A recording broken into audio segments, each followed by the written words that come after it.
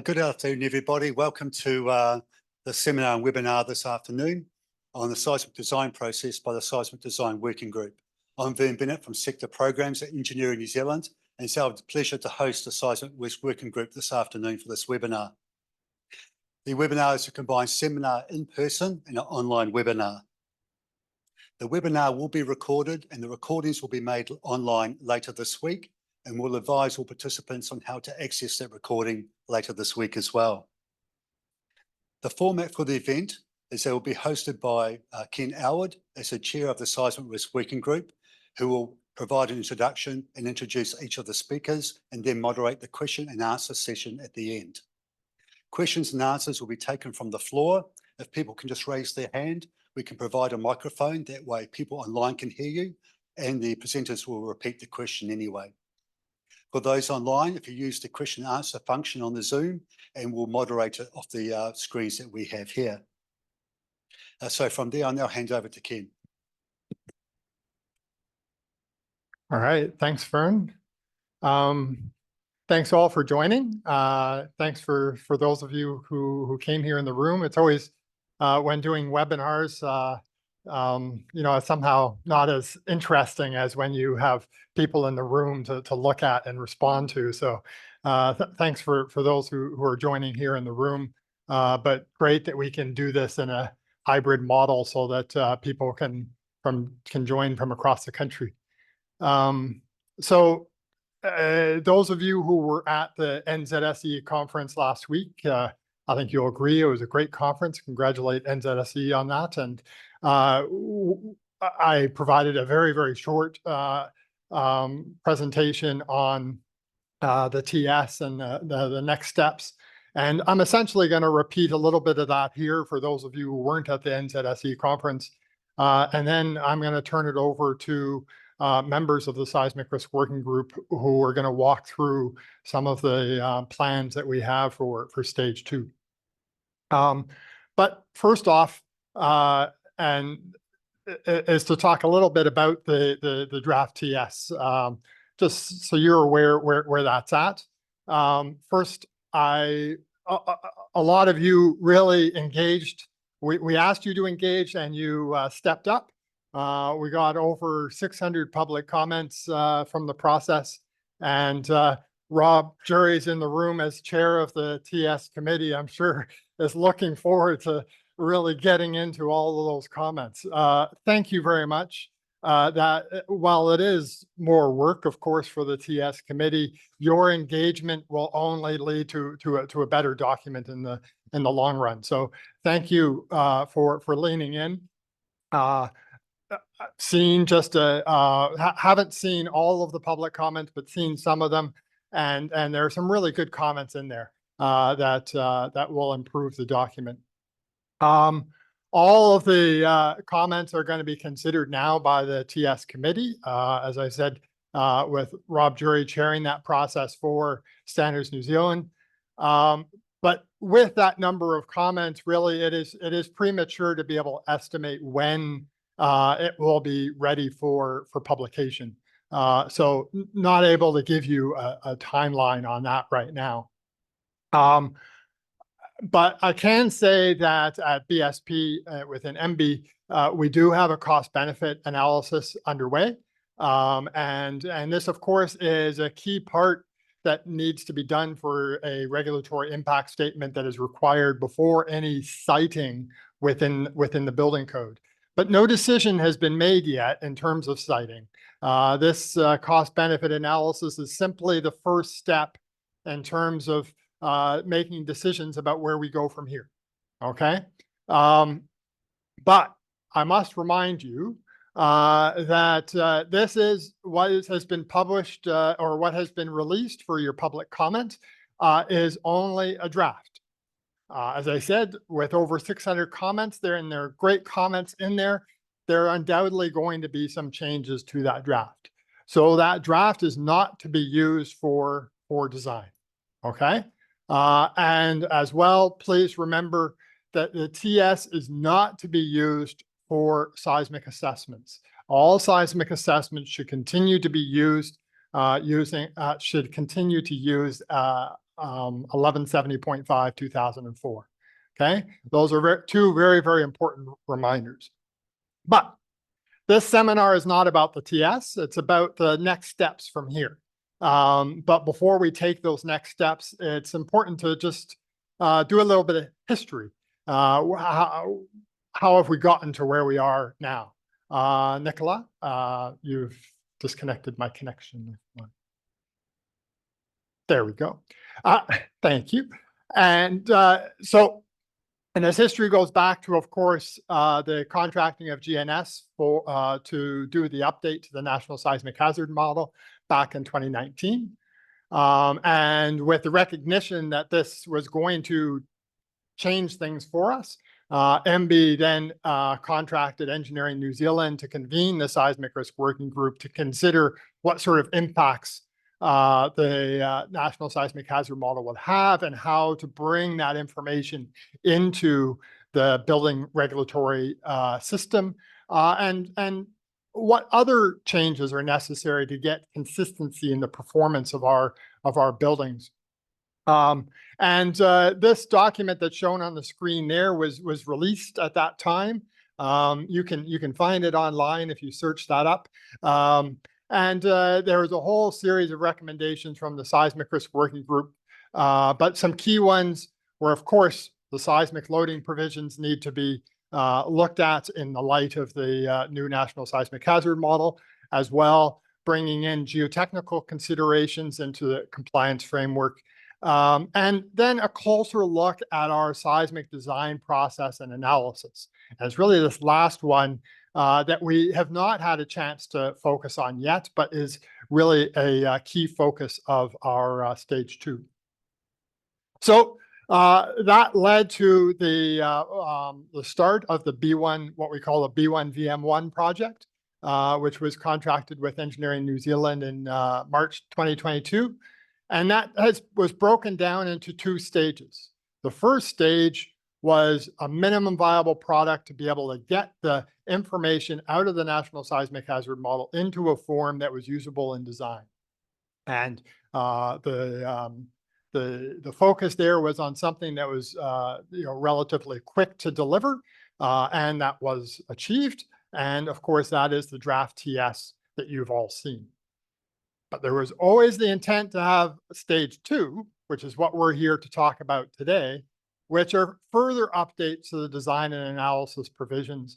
And we've sort of developed a goal within the Seismic Risk Working Group that stage 2 is to develop a seismic design approach for buildings which provides better outcomes for society from our built environment in earthquakes, recognizing cost and sustainability.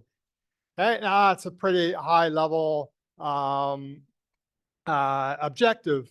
And so what are the issues within the current system that we're trying to address? Well, here they are here. And these are quick summaries of some key issues, and the presentations that follow will delve into how we're looking to address these issues during the next several months. First off, importance levels. Importance levels seem to confuse the amenity and life safety objectives that are in the building code. And so thinking a little bit more carefully about importance levels and how we can address those 2 basic performance objectives through those importance level structures is critical. Next, design process. Our design process really does not necessarily facilitate a focus on controlling damage within our structure. And so that has really been a key focus so far in our deliberations. Irregularities are partly to blame for the damage in our structures. And so how can we control irregularities to control damage? Analysis provisions. The analysis provisions in the current 1170.5 perhaps are a bit out of date, and that can lead to uncertainty in terms of the estimated demands on our structure, both local and global response. And geotechnical considerations, we've only just started in stage 1 to bring some geotechnical considerations into 1170.5, and we want to continue that process. Then finally, there's a bit of inconsistent alignment between 1170.5 and our external standards. And that includes how we incorporate capacity design requirements. So we want to deal with some of those inconsistencies. So that's quite a bit. But we've at least landed on one thing is adequate as it stands today. And that is the high-level performance objectives that are specified within B1. Now, these are set in a very flexible way, such that we feel like we can work within the structure of these performance objectives, both amenity and life safety. But yes, there are those two performance objectives, amenity and life safety, but we tend to focus on that life safety performance objective more, and that naturally makes sense. But we do in stage 2 want to put a little bit more focus on that amenity objective and see whether our buildings are really meeting what we think that amenity objective is aiming at. And so that is a key focus throughout stage 2. So to take on all of this, we of course need to sort of break down the problem, and we've done this by breaking ourselves down into issue teams. And I've provided there as well sort of the key names of the leads and co-leads of each of those teams. I haven't provided their email addresses, but I'm sure you can look that up too. And we'll be having John come up and talk about the importance level team and the design process team. Then Michelle will come up to talk about the external standards team and the analysis team and the structural factors team. And then finally, Rick will follow up with the geotechnical considerations team. You'll note that we haven't talked about the hazard team here. And that's partly on purpose in the sense that we spent a lot of time thinking about the hazard in stage 1. And while aspects to do with hazard still need to be incorporated within stage 2, they're definitely a supporting role, and so not a focus of stage 2. And I haven't talked about these green boxes. Those are what we call our tool boxes. Essentially, there are tools in those that those teams are managing that help us answer questions along the way.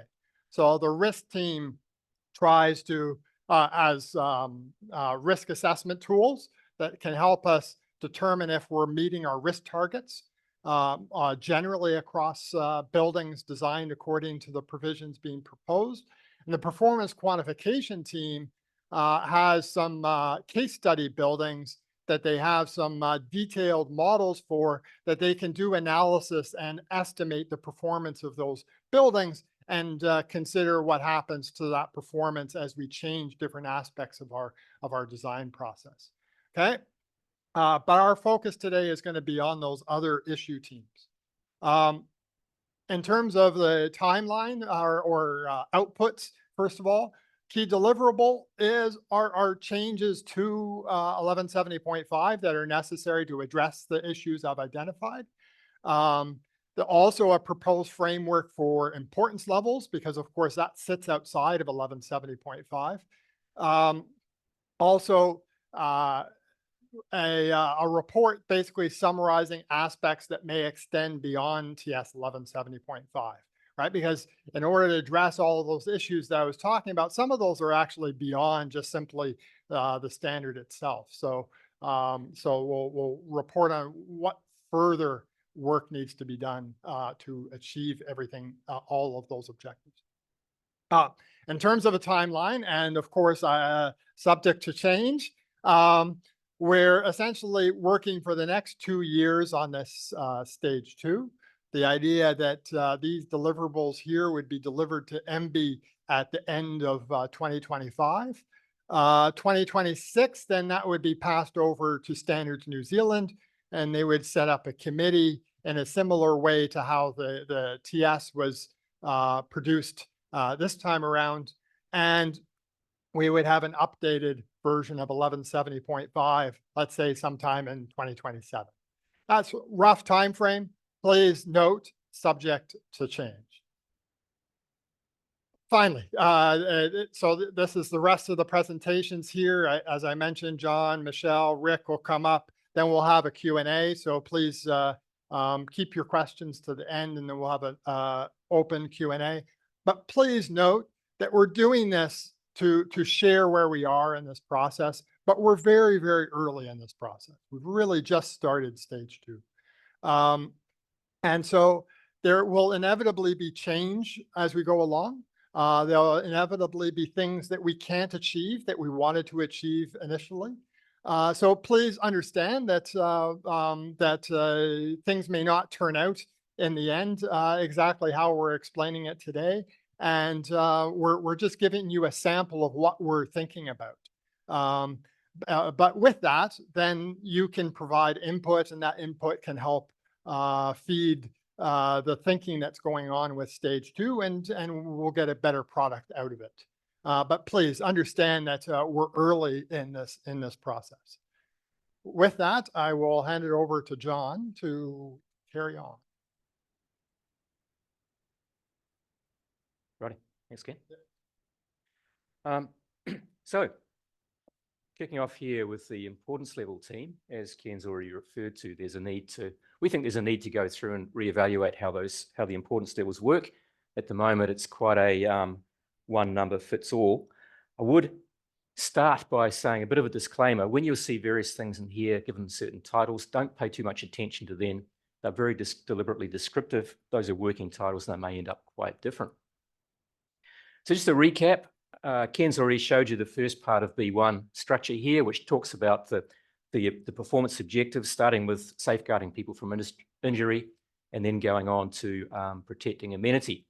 So that's all fine. We're working with that.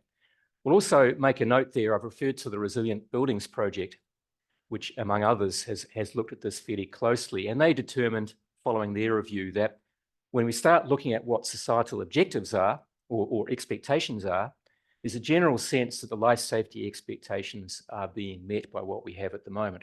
So a level of satisfaction with where we are there.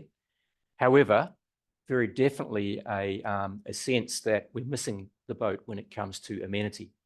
And so generally speaking, I'm not sure if you've seen that report, but if you had a look at it, you'll see in there somewhere that there's a sense that we're about an order of magnitude out in comparing expectations of amenity outcomes from earthquakes compared to what it is that we think designs are delivering. So we know we've got something to look at there.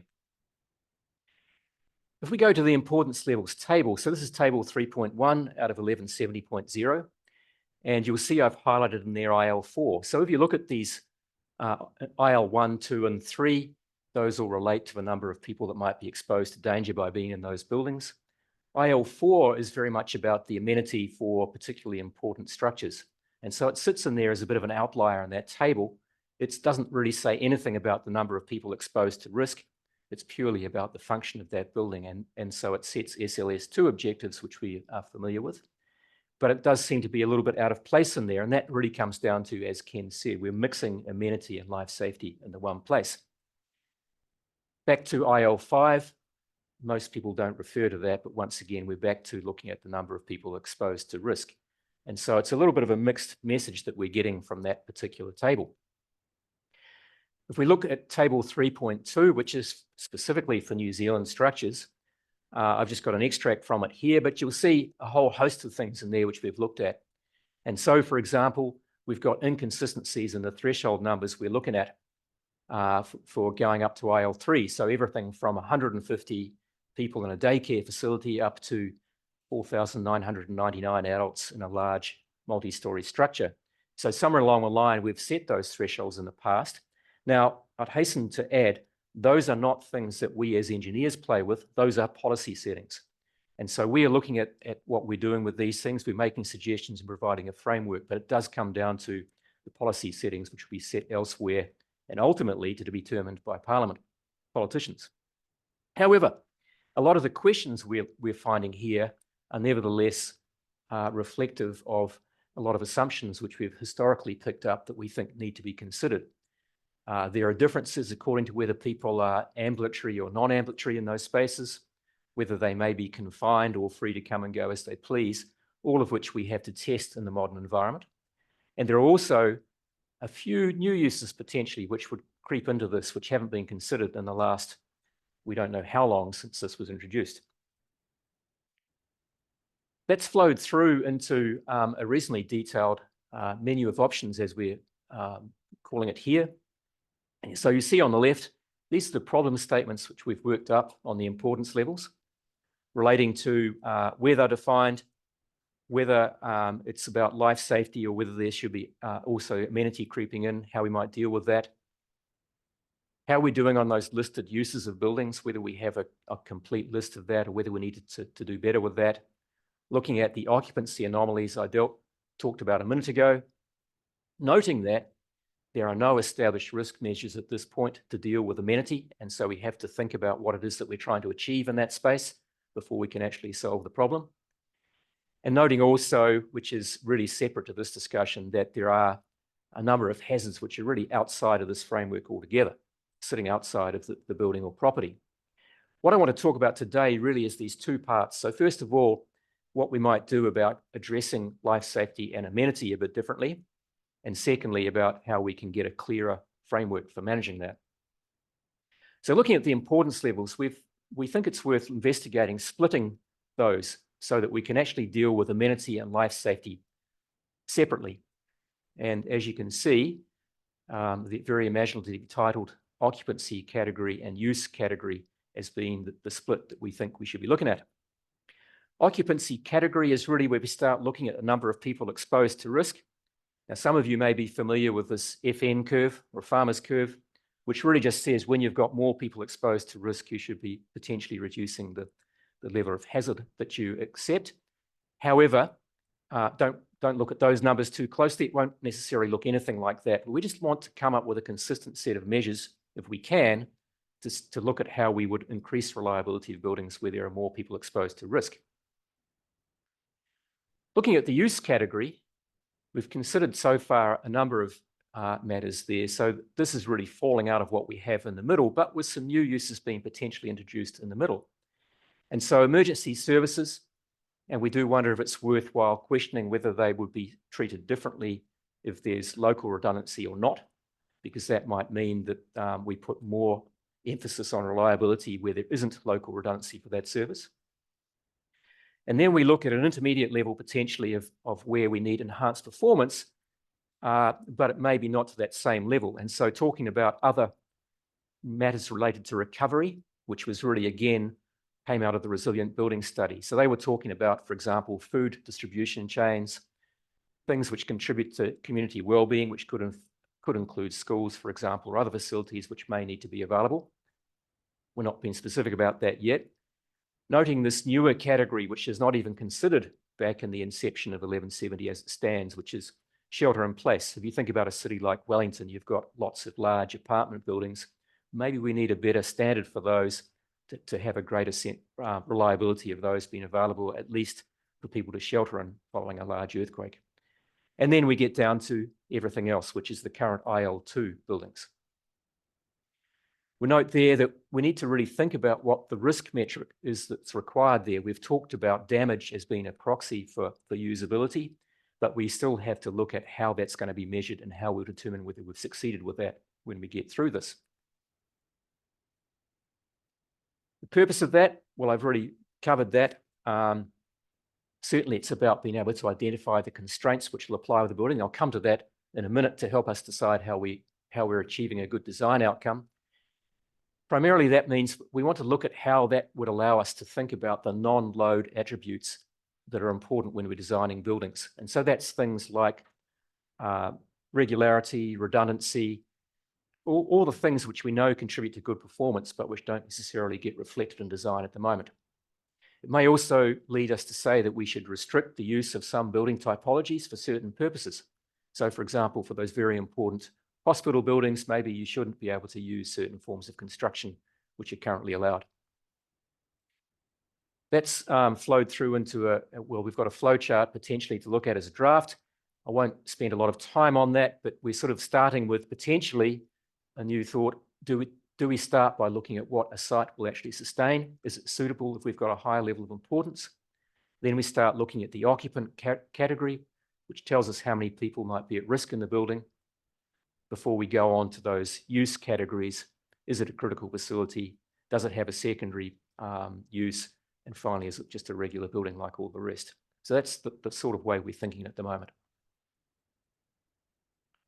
Moving on to the design process team, which is essentially all of the seismic risk working group actually, but coming together in a slightly different way. Well, this is what we have at the moment. I won't go through each of these boxes, but we have a linear design process.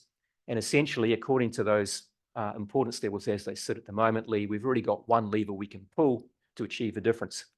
We increase the load if we want greater reliability, but we don't talk very much about the other things we could do.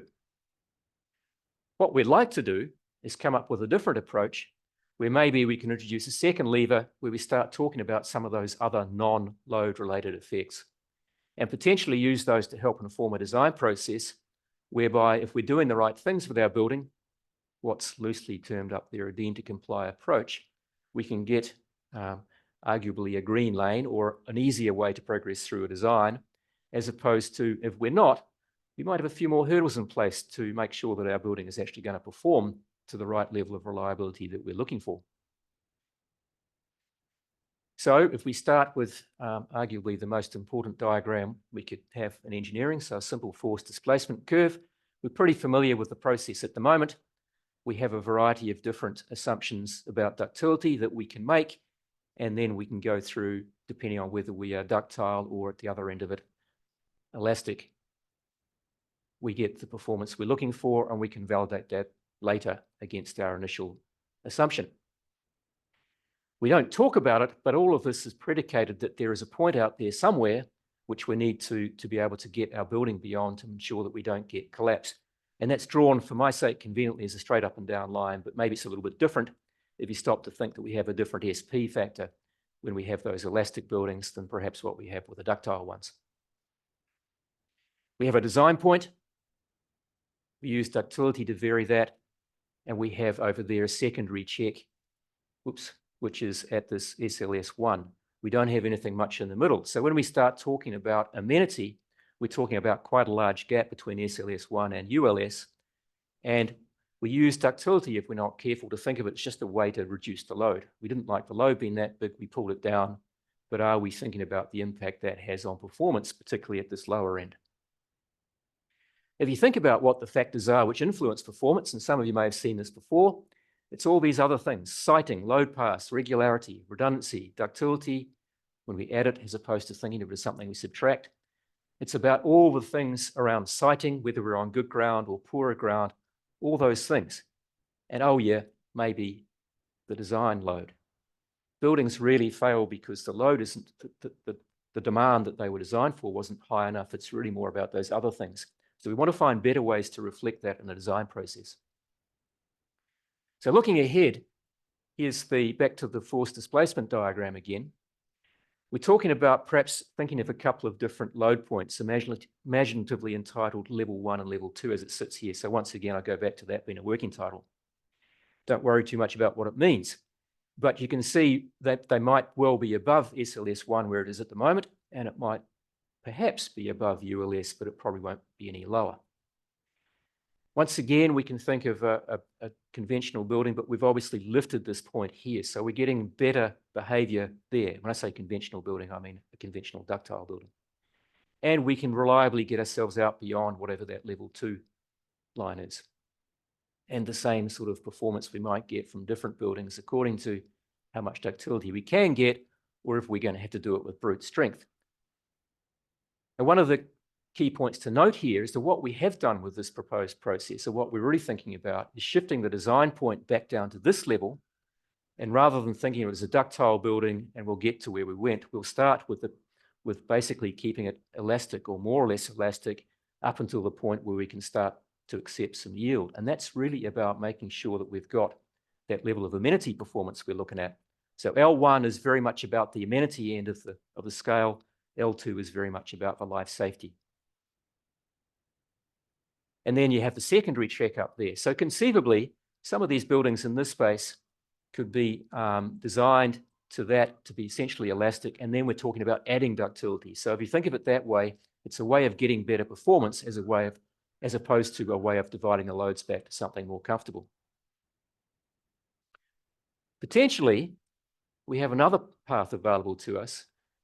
And I think that's reflecting the fact that if we design those buildings to be very regular and we can control how that's done, if we've got all the boxes ticked for regularity, redundancy, and all those other factors I said, then potentially we have the opportunity to start thinking about whether we can use some of that space in there to perhaps, I won't call it exactly a green lane, but certainly a way of facilitating better design without necessarily paying the price of the higher load levels, which there's been some discussion about, obviously. And so we're not saying exactly what that might be. We don't know yet, but potentially there's the possibility in there when we start looking at how the better design leads to lower risk for those buildings. We can use some of that margin between working to, as we do at the moment, the uniform hazard spectra, to be thinking about actually risk spectra. And so in that way, we can potentially get the benefit of being able to reduce the demand somewhat for those buildings that we know are going to perform reliably and well. Now, that might be done by looking at the geometrical arrangements of the buildings in such a way that we can be assured it's going to perform well, or it might need to have higher levels of analysis to make sure we can achieve that, be that nonlinear analysis or other forms of more prescriptive requirements. Thinking about the ways we might do that, essentially, some of it could be around looking at various indices we could set for these buildings, where we start looking at measuring how we talk about vertical regularity, horizontal regularity, and so on. And you'll see this potentially, if you've had a look at ASC 7, that there is a bit of use of this sort of way of thinking. But essentially saying that if you fall within the bounds, we can make the design will be a little more straightforward and we'll get great performance because we have those simple regular buildings we're looking at. But otherwise, those might also be, if there may be other levels at which we look at that, or potentially for higher levels of higher importance levels, for example, some of those buildings might become thresholds which we're saying you cannot exceed for those types of structures. So we really need to look very closely at how we're doing that. I should say before we get too far down the track on that, there's quite a lot of work to do to check the reliability basis by which we've looked at these approaches, and also to think about how we develop the analysis and design provisions that go with that, in particular when we start looking at how we achieve that collapse avoidance limit state right at the end there, beyond that level 2 as it may be. And so really that's going to be a watch this space. It's also going to require a lot of work from some of those other teams that you'll have seen.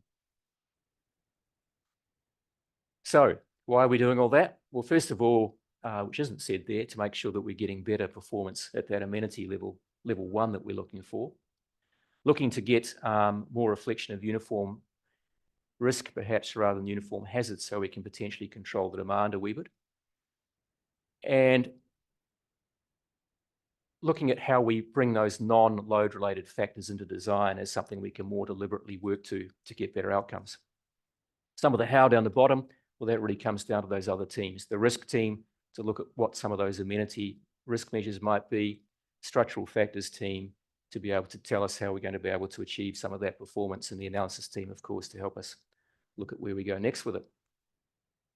And at that point, I will hand over to Michelle. Thanks, John.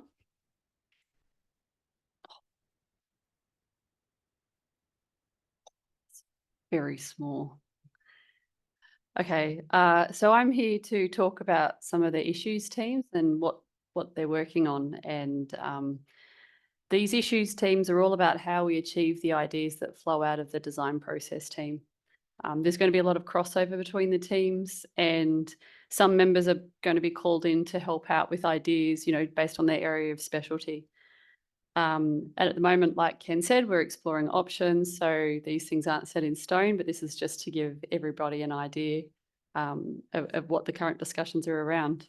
So I'm starting with the analysis team, just talking a little bit about what kind of work they might be doing.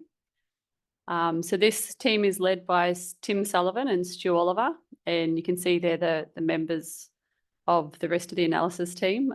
Some of the other members have also been called in. I've been called in to attend a few meetings. Anna Philpott's been involved as well. But their goal is to set provisions for structural analysis that limit risk to acceptable levels,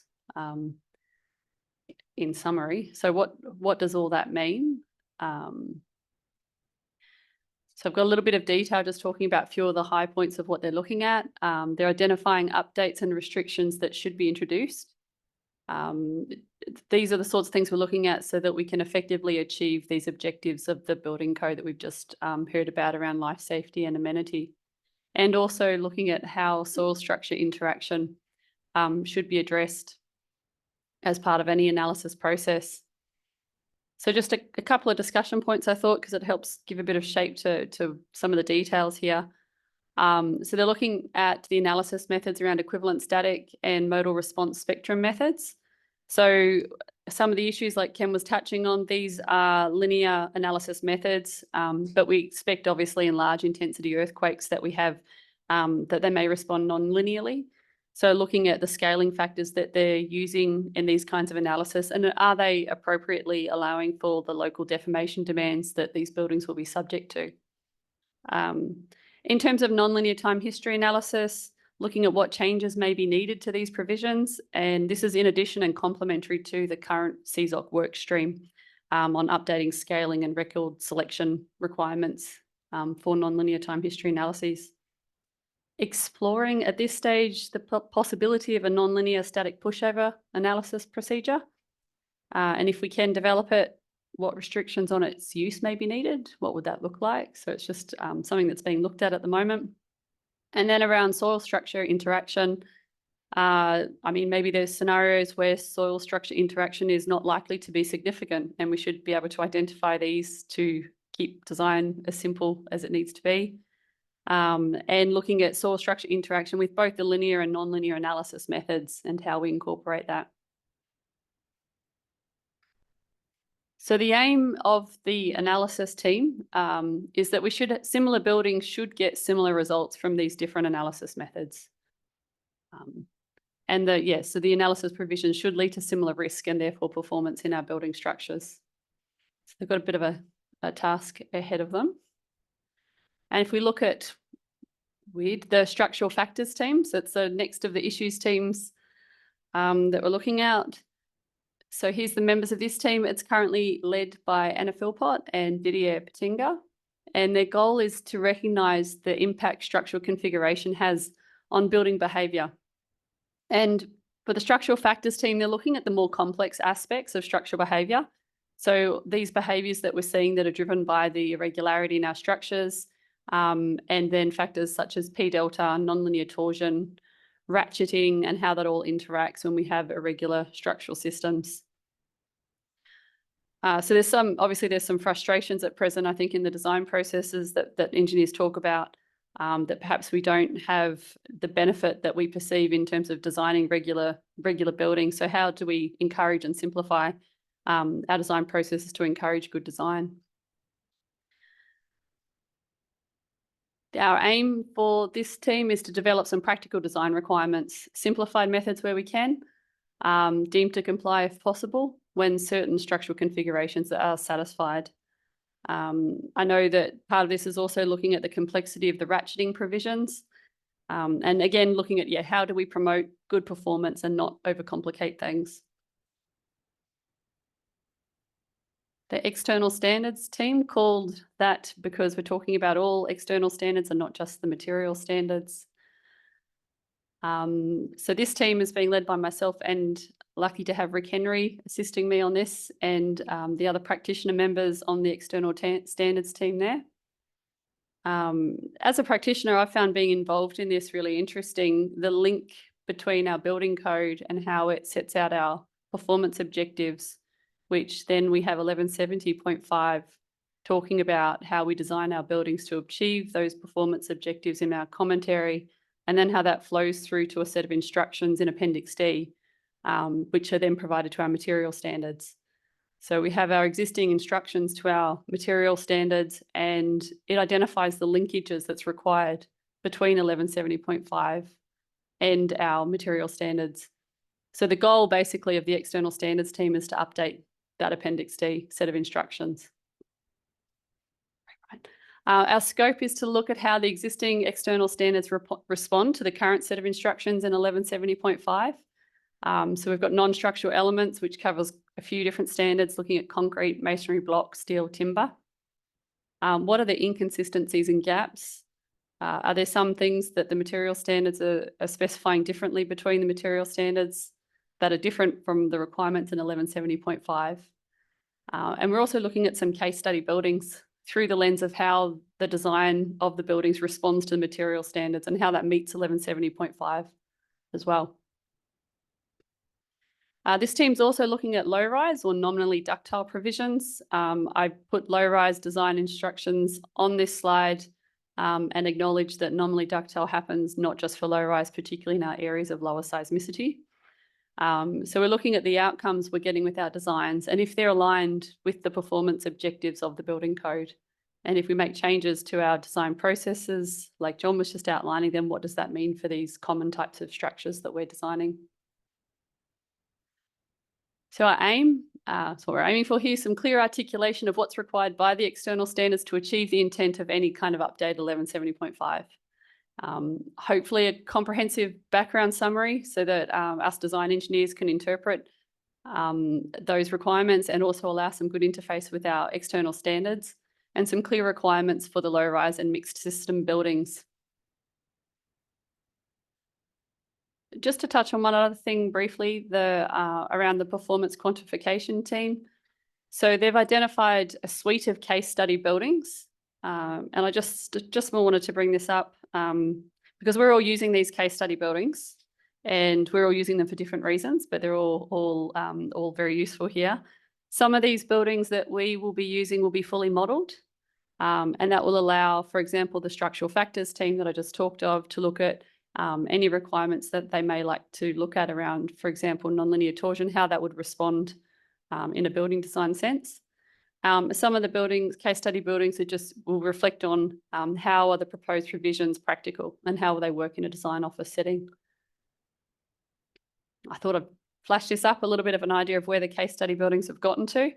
So we have a range of buildings from single story structures, 3604 bracing walls, your standard warehouse type structure, steel frames, etc., up to mid to high rise EBF reinforced concrete wall type systems. So, and this is still being refined too. We're looking at CLT walls, timber portal frames as well. So we're still sort of refining exactly what we're going to use for these case study buildings. So just reflecting back on Ken's points about the current issues. So these are the sort of high level of the issues that we're looking to address, and the 3 issues teams that I just outlined, that will be the task over the next 9 months to work through and see sort of how we can progress to ironing out some of these issues. I'll hand over to Rick. Talk about geotechnical.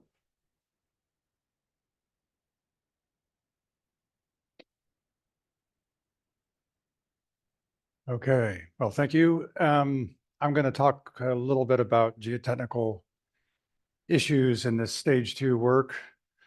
And I'll do that by giving a little bit of background and context to the development of the issues in the team, and then a brief presentation on the 5 primary issues that we've identified to date.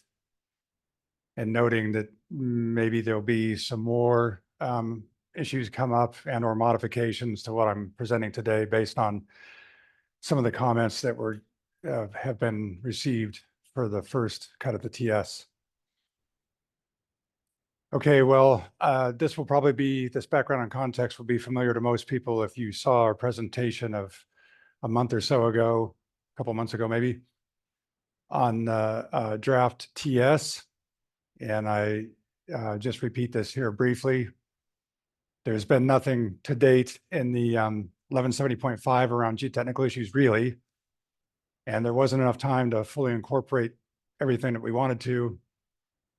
We needed to do a soft introduction because it's completely new content. I would say in this stage 2 work, there'll be a little bit more of a harder introduction, if you want to call it that, more specific. And then these were the key objectives from the previous work, which I've just repeated there. So stage 2 really aims to incorporate geotechnical considerations in the design process. And I guess in thinking about it, I'd say rationalize geotechnical considerations in the process. And one of the big objectives there would really be, unspoken objectives would be to try to get some consistency in how geotechnical issues are incorporated into the design process. So as I said before, the specific outputs are not developed yet, but we're looking to hopefully get a framework and concepts in place, develop some methodologies, and these won't necessarily be new methodologies, and we're certainly not planning on telling geotechnical engineers specifically how, for example, to calculate settlement. That's not what it's going to be, but more of an overriding methodology, set of design principles on how you bring the issues into the design process. And then we'll, look to incorporate that, as Ken said, I think in 2025 and beyond, into the next version of the TS.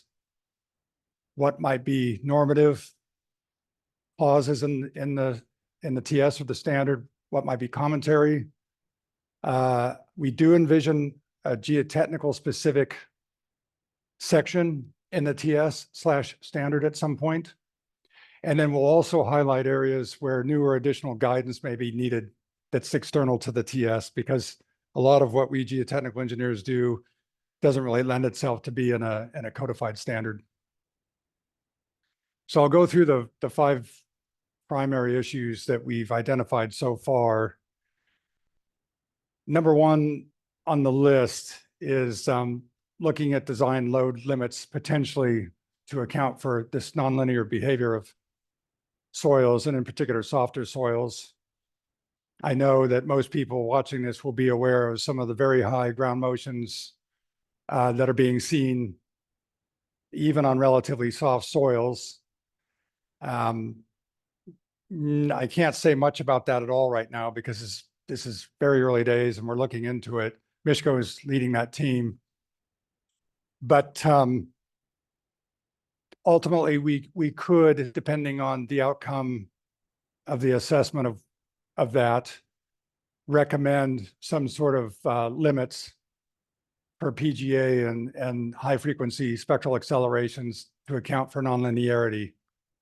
There is a geotechnical industry working group that's being put together, has been put together. I'm sorry, but I'm not fully aware around that. But Laura's from Holmes convened a group helpfully several months ago now to start thinking about this issue. And I don't know where that's got, but ideally our work in this group will dovetail with what that industry group is doing to get some consensus. We'll be looking at step change behavior.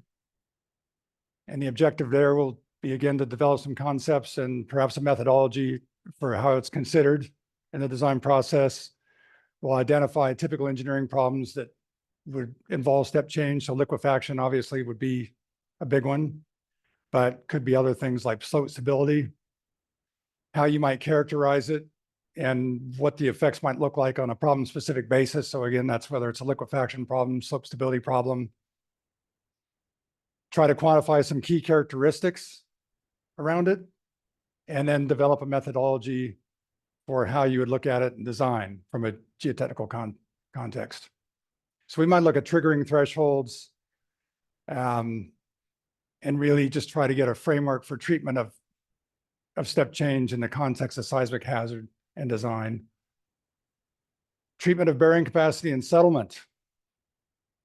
Well, this might sound simple on its face, but I think here it's just the main objective is to get this philosophy, principles, criteria in a hierarchical approach to the design and try to get some consistency around it in terms of a standard or a technical specification. So we're looking at what they're doing internationally and the codes and standards around that. We're going to use that plus obviously what we're here and have done in New Zealand to come up with a philosophy that works here and some principles and objectives. We are going to have to consider gravity as well as seismic loads, because obviously in geotechnical engineering, you really can't ignore gravity. And then how the role of settlement and bearing capacity and design calculations and checks, how that's going to play into things. But we'd really like to get a consistent framework around how this is treated. And I should say, I neglected to say this up front, but the geotechnical issues team, it's led by Mishko from the University of Canterbury, and myself, I'm on it, Nick Tralen's on it. But it also includes John Hare, Rob Jury, Anna Pilfox. So we have structural engineers as well. So a key thing that we're going to be doing here as geotechnical engineers is interacting a lot with the structural engineers for what structural engineers want in the design process and need, and then figure out how we can do it. Or in some cases, if we can't, talk about what we do instead. Soil structure interaction. I think Michelle alluded to that. So from a geotechnical perspective, it's basically about, again, coming up with some guidance and a bit of input around how that's considered, what kind of parameters are needed from a geotechnical engineer to input into design. And we'll be looking at the guidance that exists here in New Zealand to the extent it does, what the international codes and standards are saying again. We'll look at developing some models for how you consider soil flexibility in structural models and analysis. Some determination, how you determine soil springs for various levels of nonlinearity.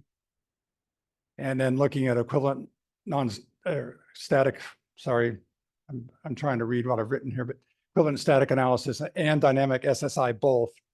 So one's obviously a more simple approach, and then when and how you might have to look at it at a higher order. And then combining inertial and kinematic effects is something probably that's important. And again, what we're trying to do here, I would say, is plug gaps that we've identified in the current building standard, loading standard. And SSI is definitely one of those. Liquefaction and lateral spreading considerations in design, that's the last one. We've, I think, since Canterbury talked liquefaction to death on one level, but still there's a need for some specific guidance. I think as geotechnical engineers right now, we're guilty a lot of times of doing a settlement analysis or lateral spreading analysis, presenting some numbers to a structural engineer. And then they're sort of coming back and asking us, well, what do we do with these? And we're often talking about free field ground deformations. So this is getting a little more specific into what's happening under a building. And we'll be looking at liquefaction-induced settlement as well as loads and the effects of lateral spreading, which is a big one. And we'll try maybe to, if we can get there, come up with some simplified methods or a method for doing this, perhaps in a deemed to comply way. But I will emphasize that that's high on the wish list, but whether we can actually do it or not successfully has yet to be determined. Thank you.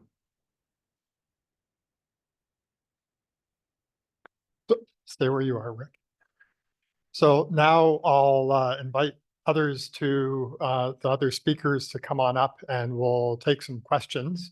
And we'll just try this out with one question in the room and one question online. Anna's sort of monitoring online questions, and we'll read out some of those for us. But first off, any questions from those here in the room here in Wellington? Stunned silence. Is there any advantage in aligning our, is there any advantage in aligning our worked examples with those published by FEMA and CEOC? Because they've done this exercise for seismic buildings in the US. Worked examples as in the case study buildings that we're using? Yeah, so with regard to the case study buildings, first of all, the purpose of the case study buildings is twofold. One is to to have some building models that we can do the detailed performance-based engineering analysis on. And the other is to just have a list of buildings that we constantly want to be thinking about as we're thinking about the impacts of the changes that are being proposed. So that whole table that Michelle showed, we're not going to have detailed models for all of those.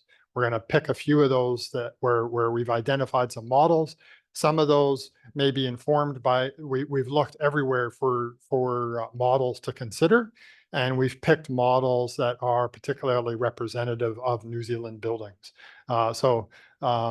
We've considered all different sources to fill those.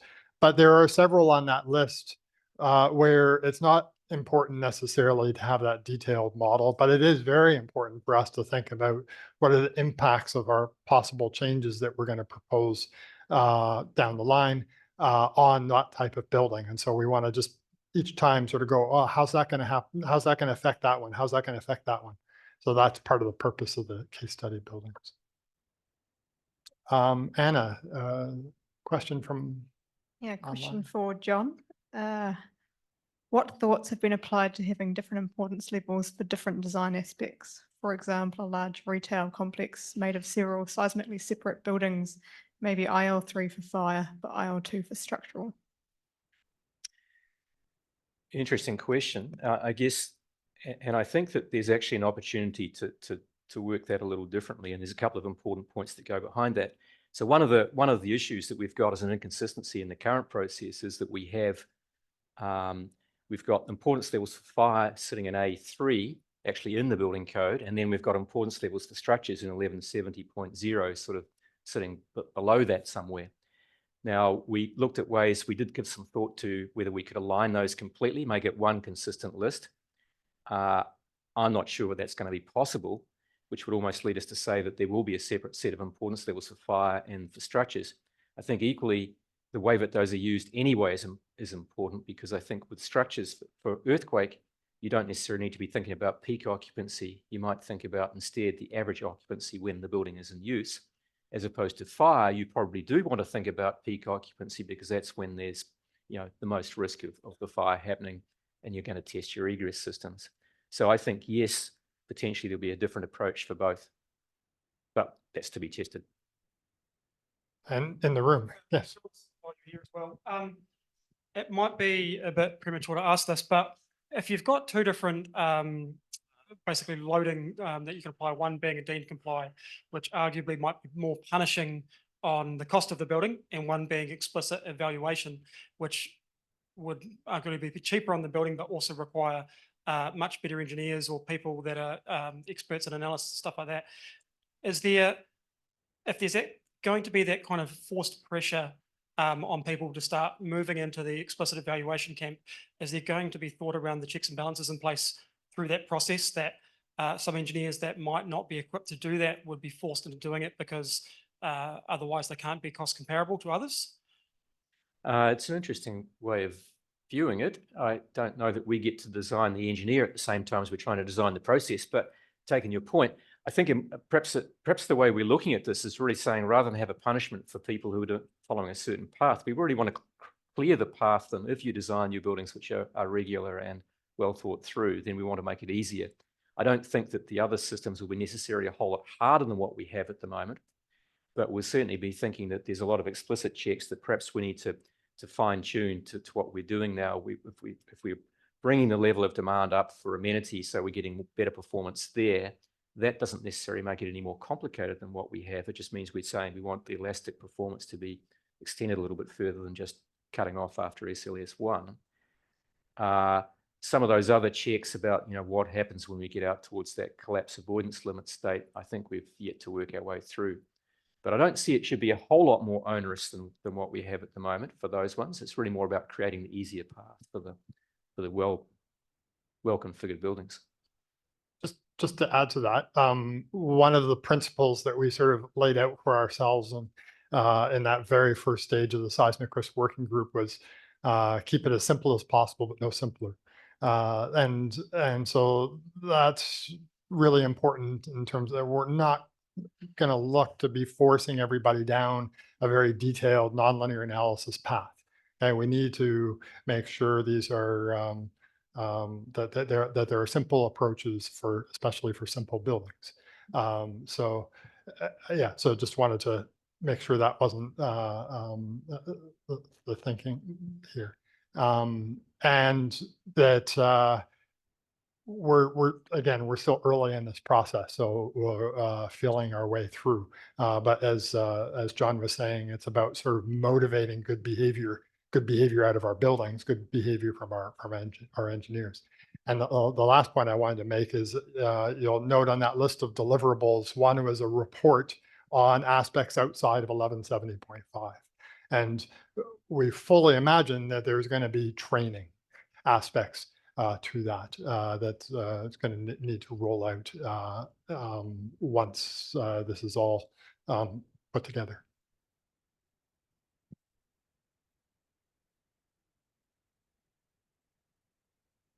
Is there any provision considered while whenever the final version issued, same moment with that final version, any commentary or working example also provided with the issuing that final version? So certainly there will be, just as there is now, the commentary that sits alongside the normative provisions. Is the question whether there would be worked examples and that sort of thing? Yeah. Again, that would be one of those things that we would identify in that report. You know, this is further work needed, but that's not specifically within the scope of the seismic risk working group. I will note that even this time around in stage 1, we are producing a set of papers that are going to be published in the bulletin of NZSE in a single issue that describe some of the technical details behind the changes beyond what can be covered in the commentary. And so I could imagine us taking a similar approach with stage 2 as well. But worked examples, that would probably be a separate activity beyond our scope. I think to add to that, though, just quickly, if you went right back to that original report, I think we even flagged it in there that if we are potentially talking about some reasonably significant changes, then it's not just going to be a case of here's the standard, get on with it. We're going to have to think very carefully about how that's worked through and presented and following training sessions and so on. That's just a little further downstream. Question for Rick. How do we intend to tie the geotechnical components of TS1170.5 to the proposed updates to the MB NZGS modules, which cover similar content? That's a good question. So module 1 and 2 have been recently updated to be compatible, largely compatible with the draft TS that's been released.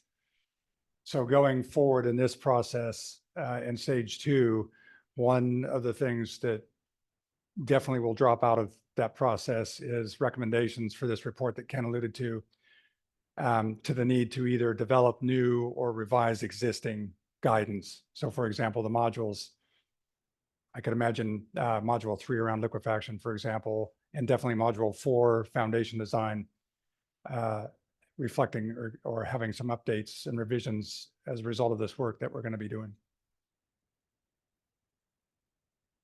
Another question in the room?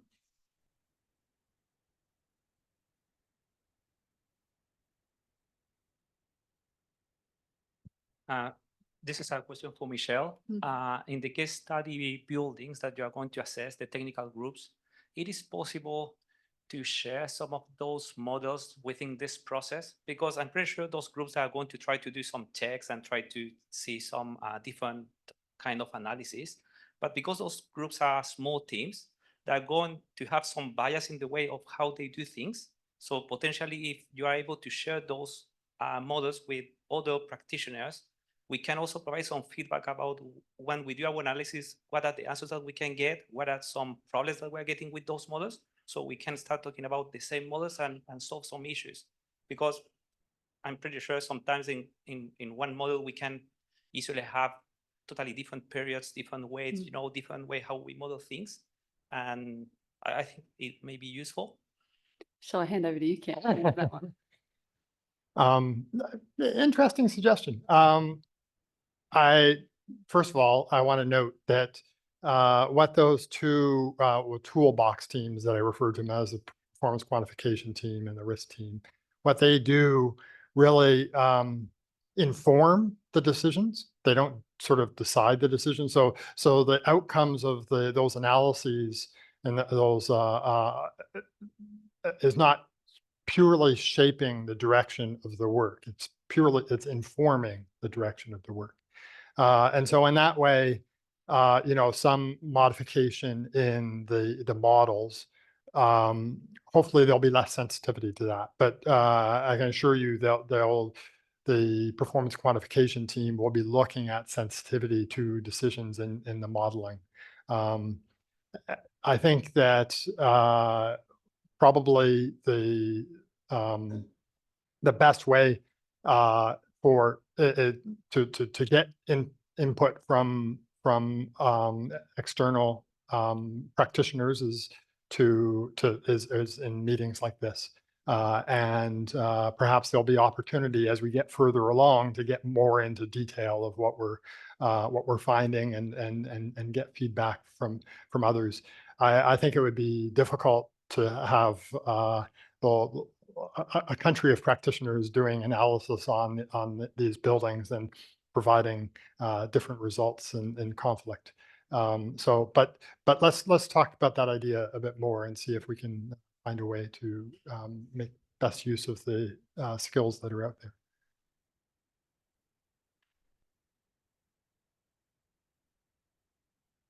Question for Michelle. From the slides, at least, it appears the external standards piece of work is intended to follow the updates to 1170.5. Is this correct?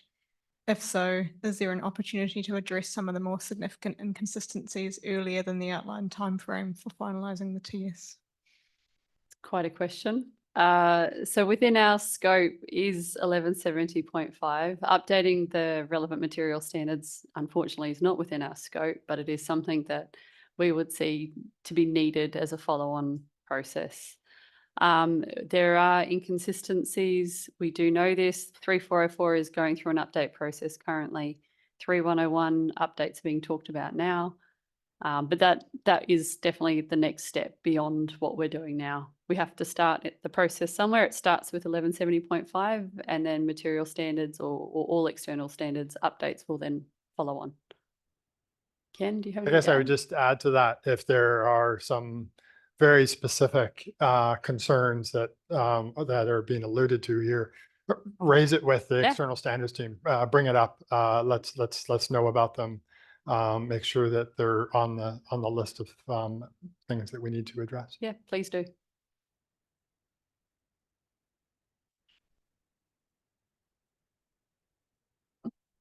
Any other questions in the room? You're getting priority here with about 25 people in the room and 400 online. So go back to online. This is directed at John. Not sure if it's John or Ken's question to answer. Do you agree it is vital that decisions on importance of buildings must be made by the community? If so, who will decide? Which government agency would be responsible? Well, I think that goes back to that process we alluded to at the start, that a lot of these things are matters of policy. And so really, as engineers, we can be talking about creating the framework within which they can sit. We can talk about some recommended changes, but it really goes back to policy and ultimately to whatever form of consultation and so on is directed through that process. It's actually, I guess, the politicians who make those final decisions at some point, but certainly informed by us. And so we have to be able to make some recommendations, but we can't call the shots on that one. Yeah, fully support what John said, and we're working very closely with the policy team at MB. And so the idea is that we're putting together our thoughts in terms of a framework that would work from an engineering perspective, and then that feeds into policy, and they'll go through their process to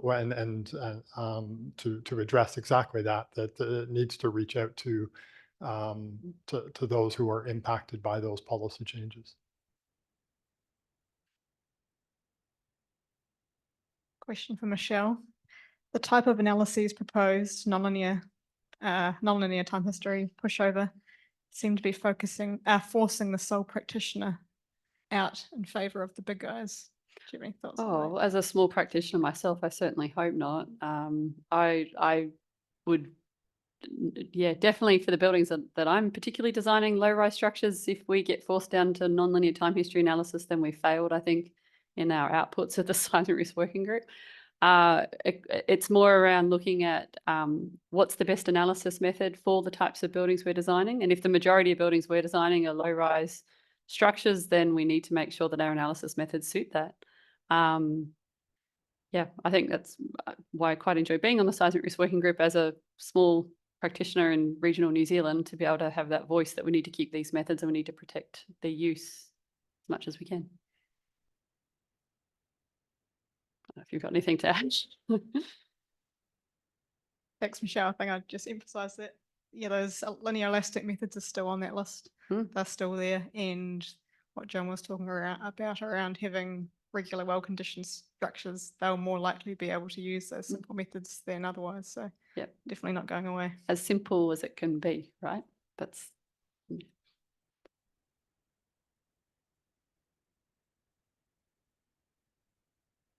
Another one for John.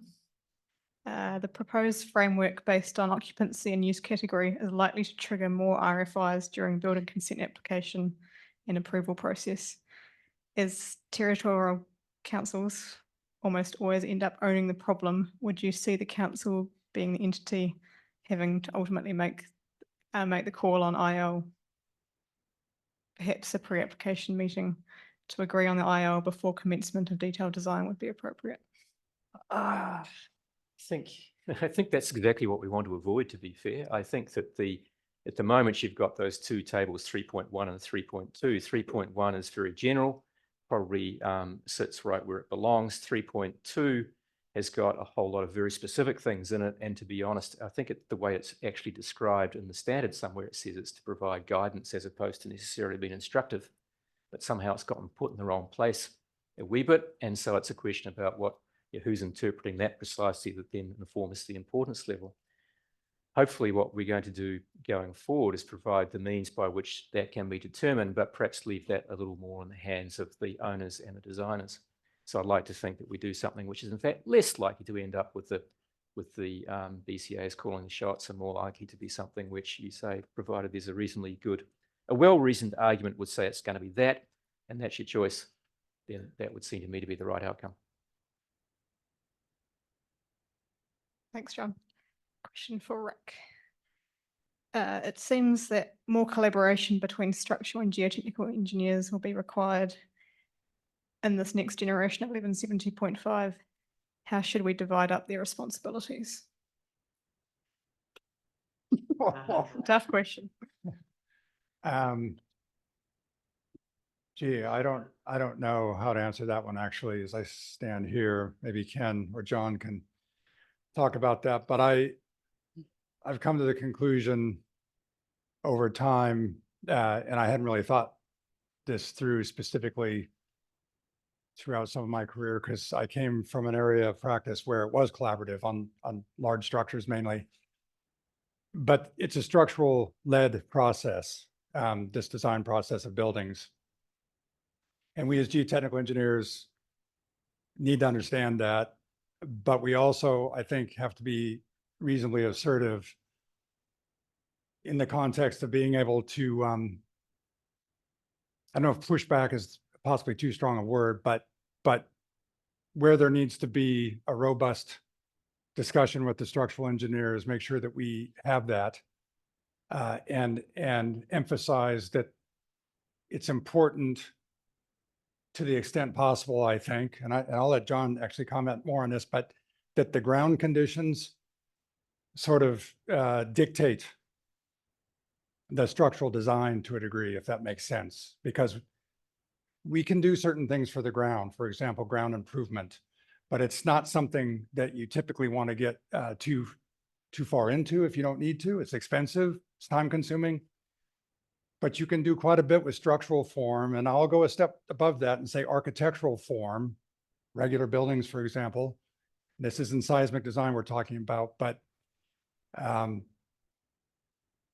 yeah, let the ground have a little bit more of a say, I guess, simplistically speaking, in what's going on, and then get that collaboration going.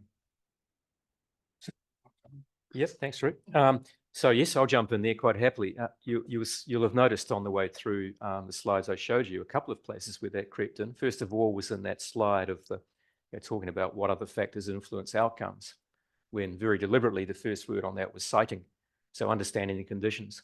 And you'll see it also when I put that flowchart in there looking at the whole importance level process, that it started with understand the site and whether things that you're trying to do are actually even possible there.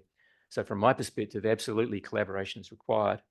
Good design isn't really sort of specific to one of the practitioners. It requires everyone to work together. So I don't think there's any question about that. It can't be codified, but you won't get good design without it. Another question here in the room. Yeah. Yeah, I have two questions. One from Michelle. And also is related to SSI. Now, well, the structural performance factor in some way includes some foundation damping and SSI, and as well as the damping that we use in our spectrum, the 5% damping also includes in some way the damping from the soil. So how this will be managed with the soil structure interaction that we are going to do, if we don't change the SP factor, or SP is related to the material standard rather than the 1170.5, because it will be a conflict how we can mix both things together. This is the first question. Just going to say these are all very good questions and things we'll be exploring over the next few months. It's a very, very valid questions, and we don't have answers to these things yet. We're at the start of a process on trying to figure out how we answer these questions. I realize it's not an answer, but more of an acknowledgement that these are good questions and some things that we're thinking about, definitely. Definitely within scope of what we have to tackle. So we fully understand that there are some aspects that we're talking about here that then cause a ripple effect on other aspects that are currently within the standard, and we'll be tracking those ripples through. Yeah, because maybe it's a good opportunity to start splitting what we have in our loading standard and material standard, because sometimes things are pretty mixed together. And definitely, that's what we're finding already. Absolutely, yes. And the other question in relation to the geotech part is a comment and a question at the same time. I mean, I've been told by some few geotechnical engineers normally is when we provide information to the structural engineer, normally we do conservative numbers. We do some quick work, we deliver some numbers, and generally we don't get any feedback from them. And normally the structural engineer thinks that those numbers are pretty accurate numbers. And we try to deal with those specific soil conditions, and we struggle to try to make buildings to work. And most of the time, those numbers can be modified by the geotechnical engineers, but I think it's something related to communication. It's just because we trust that those numbers are accurate numbers, but sometimes they are not. I mean, they are just waiting until we come back.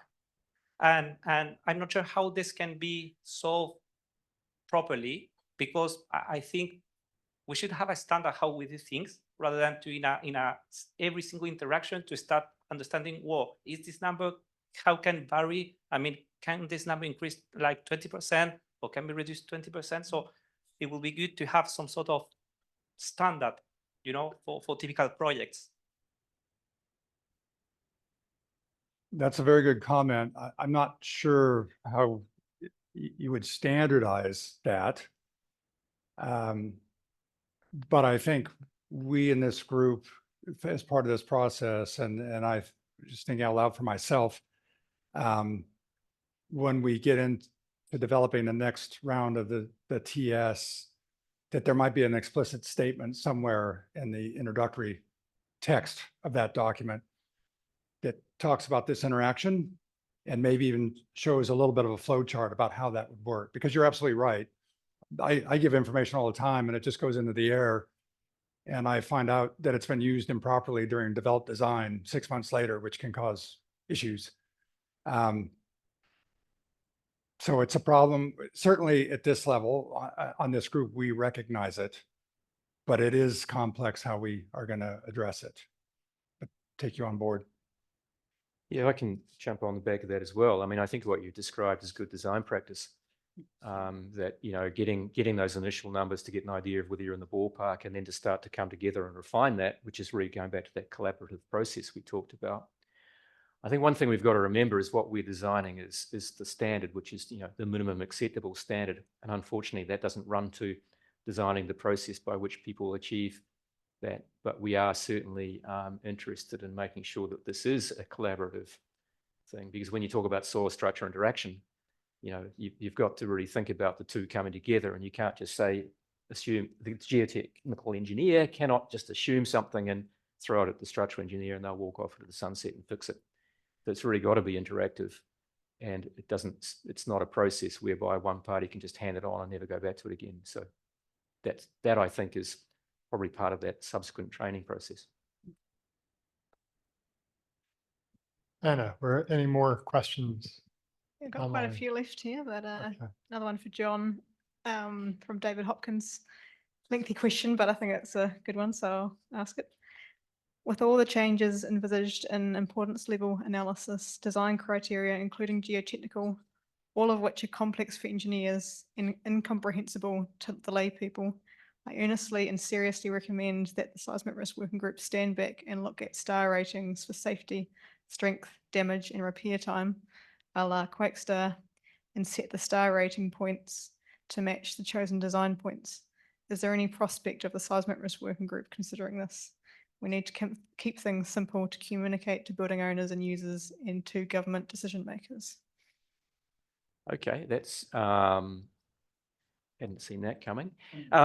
I think it's an interesting question. Taking it away from the means by which that's communicated, I think there's definitely needs to be a better understanding of the nature of risk with buildings, whether they're existing or new. Bearing in mind we're dealing solely with the new ones. So I think part of that, when we go back to that discussion about importance levels and the fact that it goes to the policy people and ultimately the politicians to make the decisions about that stuff, we need to make sure that they have got a good understanding of risk before they make those decisions. And I think that's probably something which has been missing in the past. I think going forward, what I'd suggest David is touching on there is something which is really going to come back down to the low damage design guidelines, for example, which are also in progress, which is where we start looking at increasing levels of performance. And I think some gradation in the way that they do that is quite important. So I think there's a watch this space. Go back to what I said a minute ago, we're setting the minimum standard of performance. It doesn't really need a lot of interpretation, but I think having the ability to look at those, what you do to get that improved performance within the context of this changed framework we hope we're delivering will be worthy of thought.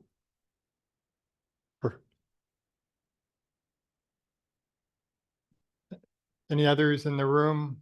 I think we're probably down to our last couple of minutes. So one more, last one in the room, and then last one online. I have like a maybe comment to Rick about the geotechnical stuff. I know that Michelle mentioned about nonlinear time history analysis and structure, but in geotech we also have nonlinear like a constitutive model of nonlinear soil, also damping and possibly in the soil traction in structure you apply the ground motion in structure, but it can be possible from the ground.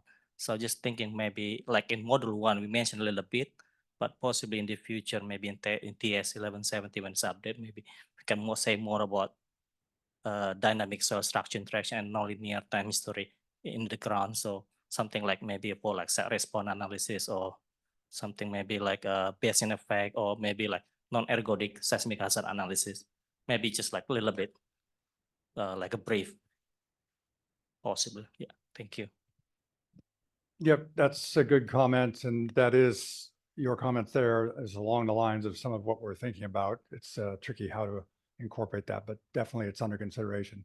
Some guidance around that and some language in the commentary maybe.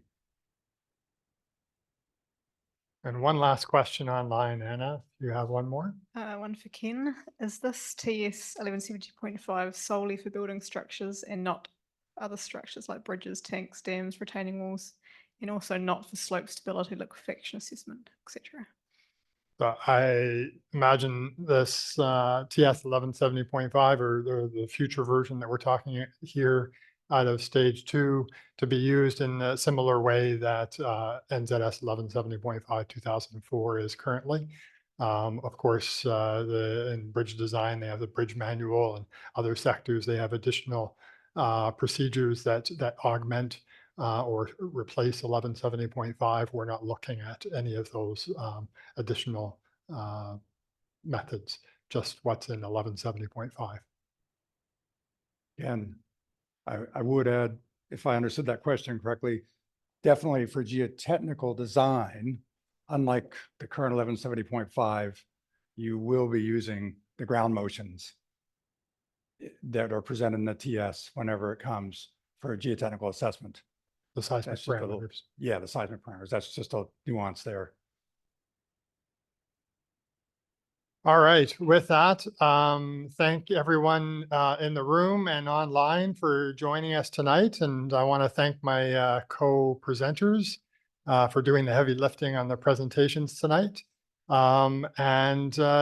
This is really the beginning of an interaction to get feedback from the community as we embark on this pretty ambitious stage 2, I'd say.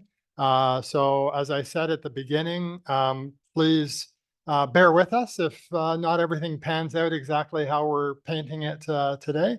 But we'll do our best, and the more we can discuss the possibilities and get feedback from the community along the way, it'll enrich the process. So thank you very much, and have a good night.